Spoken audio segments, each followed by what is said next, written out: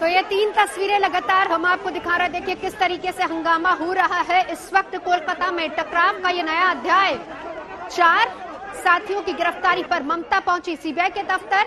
ममता के 2 मंत्री, 1 विधायक गिरफ्तार।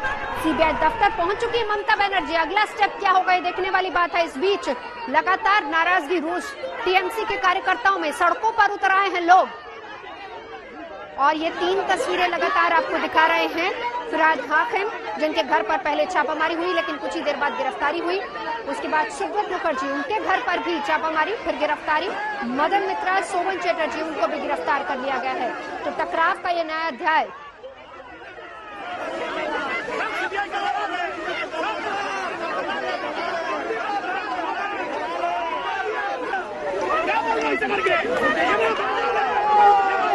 सीधा चलेंगे अनुपम मिश्र मेरे सहयोगी इस वक्त हमारे साथ जुड़ चुके हैं। अनुपम, ये बताएं क्या इस वक्त ममता बनर्जी वहीं पर है? अगला मूव क्या हो सकता है ममता बनर्जी का? जी नवजोत, इस वक्त भी ममता बनर्जी सीबीआई दफ्तर में है। सीबीआई दफ्तर निजाम पैलेस के 14वें तल्ले पर है, 14th फ्लोर में, जहां डीआईजी का ऑफिस है। वहीं पर इस वक्त ममता बनर्जी मौजूद हैं। उनकी गाड़ी भी मैं आपको दिखा सकता हूं। देखिए उनकी गाड़ी ठीक सामने, जो दफ्तर के ठीक सामने उनकी गाड़ी लगी हुई है। और यहीं पर वो जो 14वां तल्ला है, 14th फ्लोर में सीबीआई का ऑफिस है, वहां पर वो इस वक्त बैठी हुई हैं। काफी देर हो चुकी है, लगभग 11 बजे के आसपास ममता बनर्जी यहाँ पहुंची थी। इसके बाद से वो लगातार वहीं पर बनी हुई हैं। और यहीं पर 14वें तल्ले में ही जिन 4 लोगों को गिरफ्तार किया गया है, फिरहाद हकीम, सुब्रत मुखर्जी, मदन मित्रा और शोभन चटर्जी, इन चारों से यहीं पर पूछताछ भी हो रही है। और थोड़ी ही देर में इनको कोर्ट भी ले जाए जाने की बात है।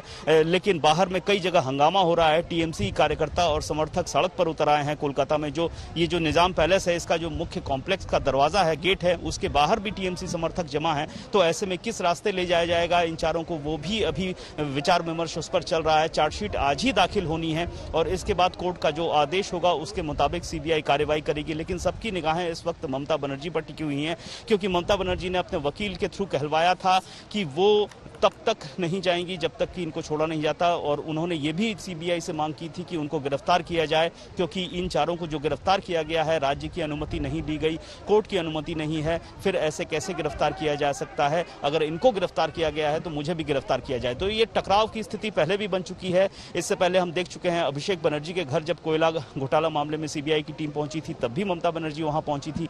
राजीव कुमार जो कोलकाता पुलिस कमिश्नर थे, उनको गिरफ्तार करने जब सीबीआई की टीम उनके पास पहुंची, तब ममता बनर्जी उनके समर्थन में सड़क पर उतर आई, धरना दिया था कई दिनों तक। इससे पहले भी नवान्नो जो सचिवालय है, वहां पर भी उन्होंने एक रात, सारी रात बिताई थी विरोध प्रदर्शन में। तो ये जो टकराव की स्थिति है, पिछले 4-5 सालों से हम देखते आ रहे हैं केंद्र सरकार के साथ राज्य सरकार का। लेकिन ये जो पड़ाव है, ये बेहद अभूतपूर्व पड़ाव है, जहां पर खुद राज्य की मुख्यमंत्री सीबीआई दफ्तर आ चुकी हैं। और वो जिन चारों को लाया गया है, असल में जिन चारों को लाया गया है उनमें से 2 बेहद महत्वपूर्ण हैं। एक तो है फिरहाद हकीम, जो कोलकाता म्युनिसिपल कॉर्पोरेशन के चेयरमैन हैं, कोविड मैनेजमेंट का काम देख रहे हैं पूरी तरह से कोलकाता में।